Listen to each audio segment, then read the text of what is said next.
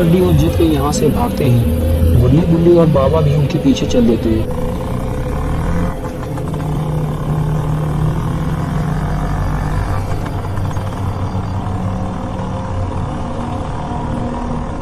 लेकिन पता नहीं ये तीनों डॉक्टर डी और जेफ को पकड़ भी पाएंगे या नहीं। थोड़ी दूर चलने के बाद गुल्ली गुल्ली और बाबा को वही ट्रक नजर आता है जिसमें डॉक्टर डी लटका हुआ है। गुल्ली स्कूटर की स्पीड बढ़ाता है और ट्रक के पास पहुंचने की कोशिश करता है। गुल्ली स्कूटर लेकर जैसे ही ट्रक के पास पहुंचता है, डॉक्टर डी उसे देख लेता है। गुल्ली डॉक्टर डी को पकड़ने की कोशिश करने लगता है, लेकिन गाड़ी चलाते हुए डॉक्टर डी को पकड़ना आसान नहीं है।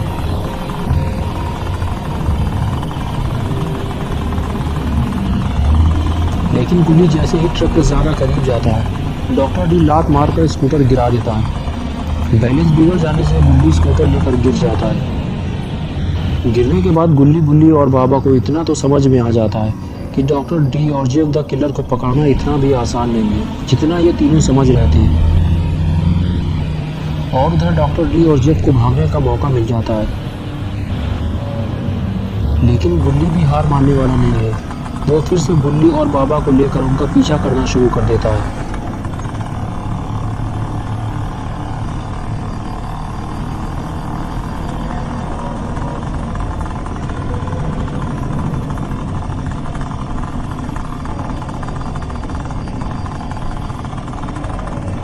थोड़ी दूर अंदर चलने के बाद गुल्ली को वही ट्रक खड़ा दिखाई देता है।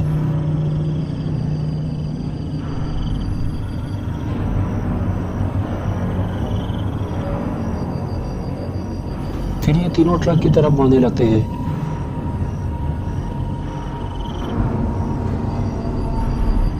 लेकिन ट्रक तो खाली पड़ा है। डॉक्टर डी और जेफ को यहाँ से भागने का मौका मिल गया। डॉक्टर डी और जेफ दोनों यहाँ से भाग चुके हैं, लेकिन ये दोनों भाग कर गए कहाँ? और अब गुल्ली गुल्ली और बाबा इन्हें ढूंढेंगे कैसे? तभी बाबा को याद आया, अभी आते वक्त इन लोगों ने एक सुरंग देखी थी। ये तीनों सुरंग के पास पहुंच जाते हैं और अंदर झांक कर देखते हैं। ये सुरंग तो काफी गहरी है, लेकिन बाबा इसके अंदर जाने के लिए तैयार हो जाते हैं। लेकिन गुल्ली और बुल्ली को साथ आने के लिए बाबा मना करते हैं, क्योंकि बाबा नहीं जानते कि इस सुरंग के अंदर जाने के बाद क्या होगा।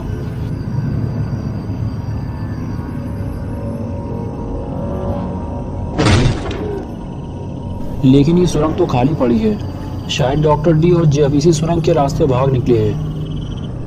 लेकिन बाबा सुरंग के और अंदर की तरफ जाने लगते हैं। लेकिन बाबा कब तक चलते रहेंगे?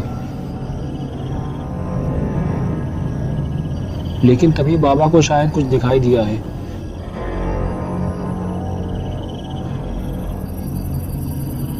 ये तो किसी का हाथ है, यानी कि इस सुरंग में कोई ना कोई तो जरूर मौजूद है।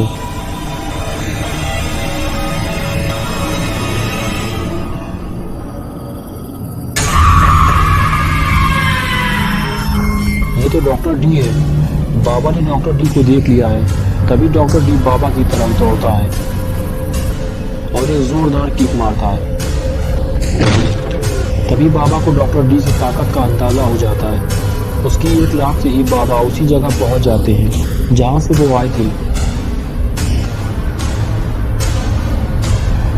बाबा को फौरन ही इस सुरंग से बाहर निकलना होगा, क्योंकि डॉक्टर डी दौड़ता हुआ बाबा के पास आ रहा है।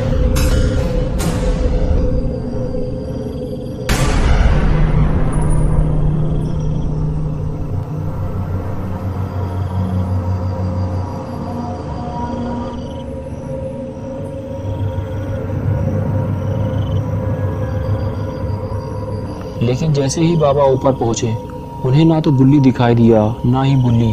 तो आखिर गुल्ली बुल्ली गए कहाँ? तभी बाबा ने देखा, गुल्ली तो सामने जमीन में पड़ा हुआ है। बाबा दौड़ते हुए उसके पास जाते हैं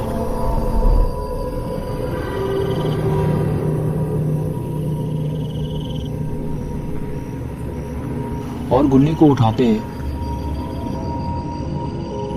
और पूछते हैं कि गुल्ली, तुम्हारी हालत किसने की और गुल्ली कहाँ है?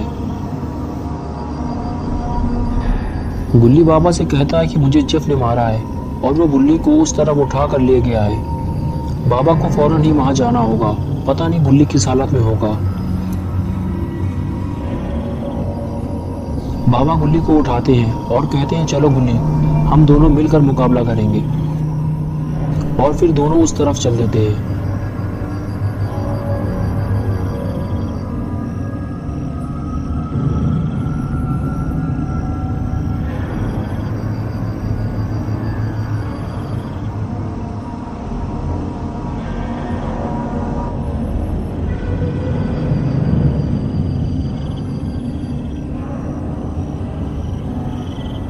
ऊपर पहुंचने के बाद बाबा गुल्ली को भी ऊपर खींच लेते हैं। अभी ये दोनों गुल्ली को ढूंढ रहे हैं, लेकिन डॉक्टर डी भी इनके पीछे ही आ रहा है। गुल्ली और बाबा जब घूम कर देखते हैं तो जेफ उन्हें सामने खड़ा दिखाई देता है, लेकिन वो कर क्या रहा है? जेफ गुल्ली को लातों से मार रहा है। शायद वो गुल्ली को नीचे गिराना चाहता है, लेकिन अगर गुल्ली नीचे गिरा तो शायद वो जिंदा नहीं बचेगा।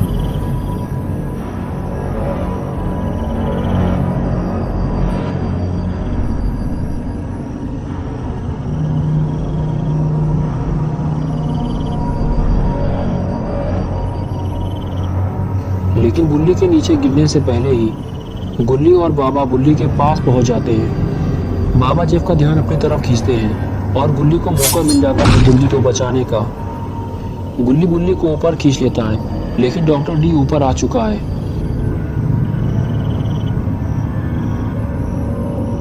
अभी या तो गुल्ली गुल्ली और बाबा को यहाँ से भागना होगा या तो फिर इनसे लड़ना होगा।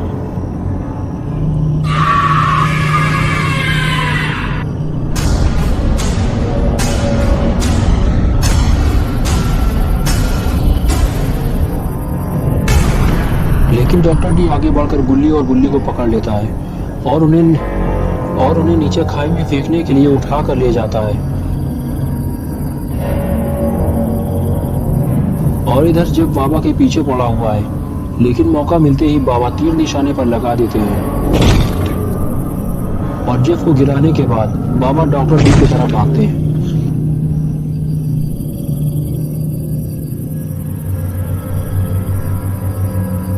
डॉक्टर डी गुल्ली और गुल्ली को फेंकने ही वाला होता है, लेकिन तभी वो बाबा को आते हुए देख लेता है और गुल्ली गुल्ली को वहीं फेंक देता है। डॉक्टर डी अब समझ चुका है कि उसके साथ क्या होने वाला है। वो बाबा को रुकने का इशारा करता है, लेकिन बाबा अब कहाँ रुकने वाले।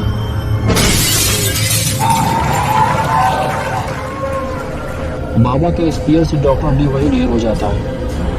लेकिन जब बाबा पर हमला करने के लिए दौड़ता हुआ आता है, लेकिन बाबा उस हमले से बच जाते हैं और जेफ डॉक्टर डी के ऊपर जाकर गिरता है। जेफ का चाकू डॉक्टर डी के पीठ में घुस जाता है और इधर बाबा की पोजीशन देखकर ऐसा लगता है कि ये कोई आतंक मचाने वाले हैं। जिसका डर था आखिर वही हुआ। बाबा के स्मैक लगाते ही जेफ सीधा गया पानी में।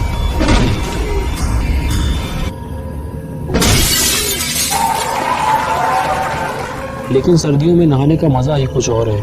और अब बारी है डॉक्टर डी की, और ये बचा हुआ काम पूरा करेंगे गुल्ली और गुल्ली।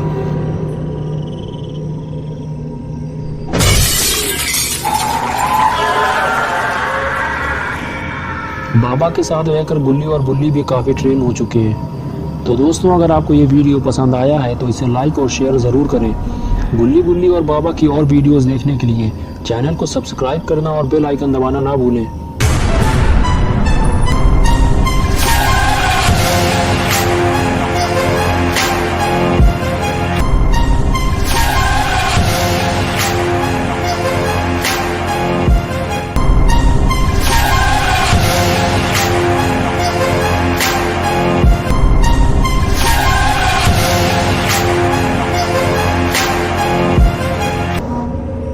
अभी अभी पुलिस को यह खबर मिली है कि जेफ द किलर इसी एरिया के आसपास कहीं देखा गया है।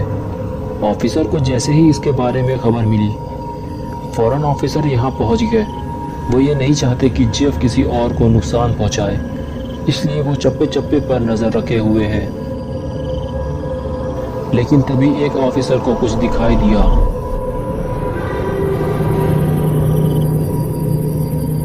जेफ द किलर बिल्डिंग में लगे पाइप के सहारे ऊपर जा रहा था। जेफ के हाथ में हथियार देखकर ऑफिसर ये समझ गए जरूर ये किसी न किसी इंसान का माल मसाला निकालने वाला है। ऑफिसर फौरन जेफ की तरफ भागे और चिल्लाते हुए कहा, जेफ नीचे आ जाओ, हमने तुम्हें देख लिया है, वरना हम तुम्हें गोली मार देंगे। और एक बात और, तुम्हारा पजामा पीछे से थोड़ा फटा हुआ है। ये सुनकर जेफ नीचे उतरने लगा और नीचे उतरते ही वो वहां से भाग निकला।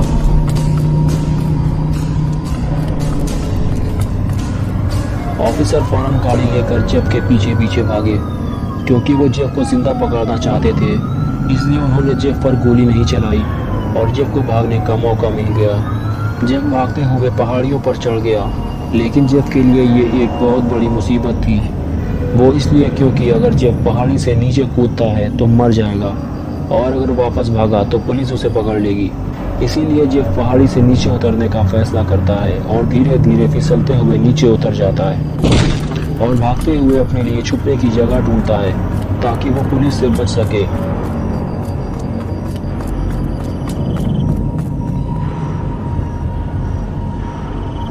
उधर ऑफिसर जेफ को ढूंढ रहे होते हैं।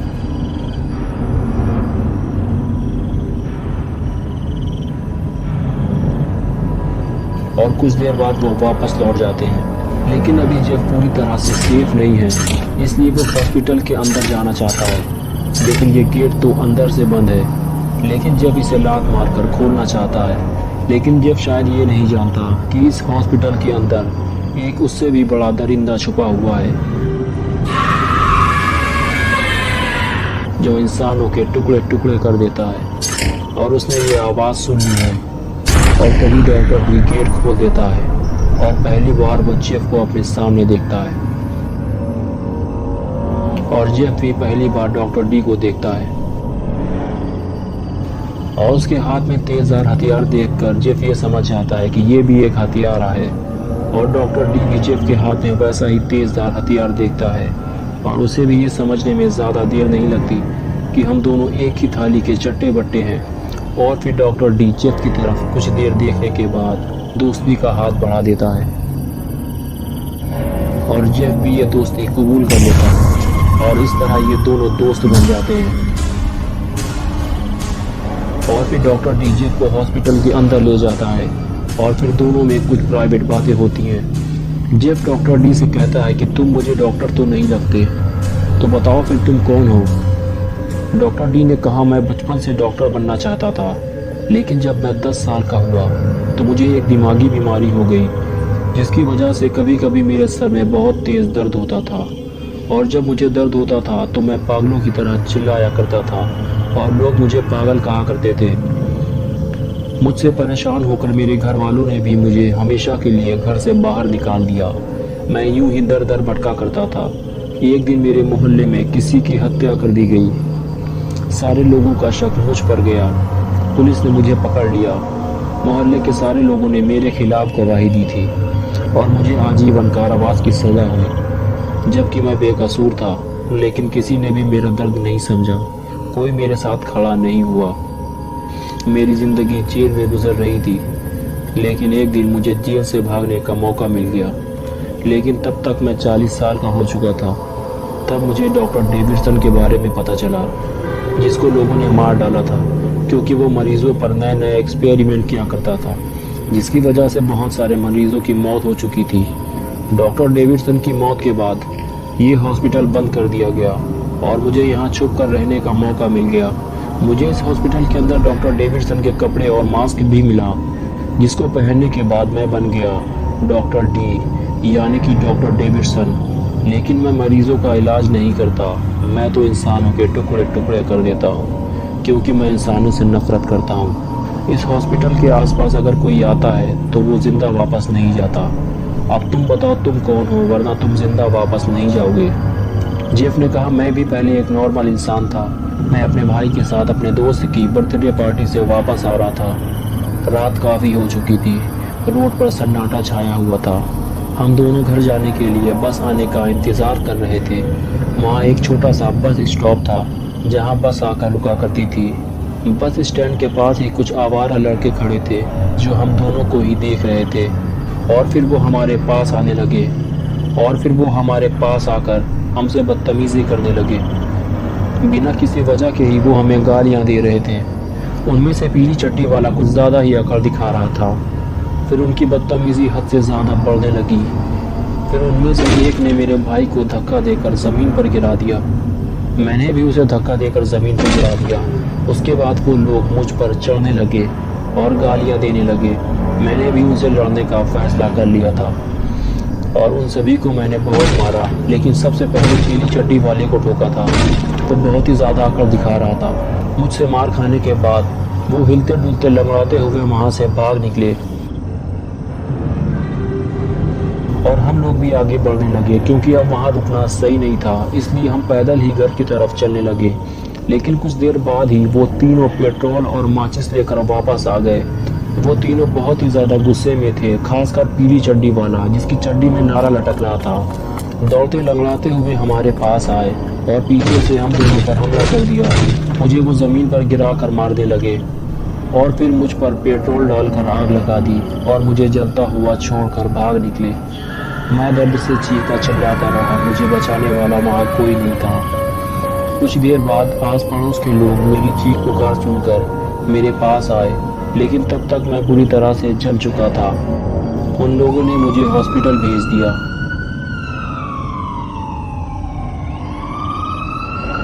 कुछ हफ्तों के बाद मुझे घर भेज दिया गया, लेकिन डॉक्टर ने मुझे पट्टियां खोलने से मना किया था। लेकिन एक रात जब मेरे घर वाले सो रहे थे, तब मैंने अपनी पट्टियां खोल दी और अपने आप को जब आईने में देखा तो मैं पागल हो गया। मुझे बहुत ही ज़्यादा सदमा लगा था। मेरी पूरी बॉडी आग से झुलस चुकी थी, लेकिन मैं अपने आप को हमेशा खुश देखना चाहता था। लेकिन अब मैं हंस भी नहीं सकता था, तो मैंने एक छुरे की मदद से अपने चेहरे को काट कर एक बड़ी सी स्माइल बना ली। मुझे लगा था कि इस बदले हुए चेहरे को देखकर अब कोई भी मुझसे नहीं डरेगा।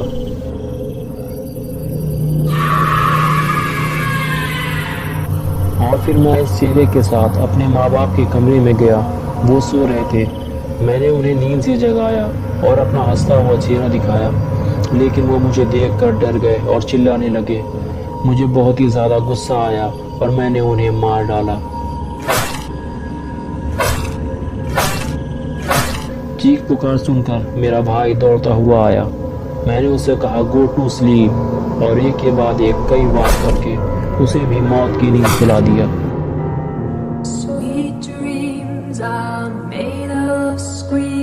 उस दिन से मैं जेफ से जेफ द किलर बन गया और फिर मैंने एक एक करके उन तीनों को भी मौत के घाट उतार दिया, जिनकी वजह से मेरी जिंदगी बर्बाद हो गई थी। उसके बाद से ही मैं इंसानों से नफरत करने लगा, बिल्कुल तुम्हारी तरह।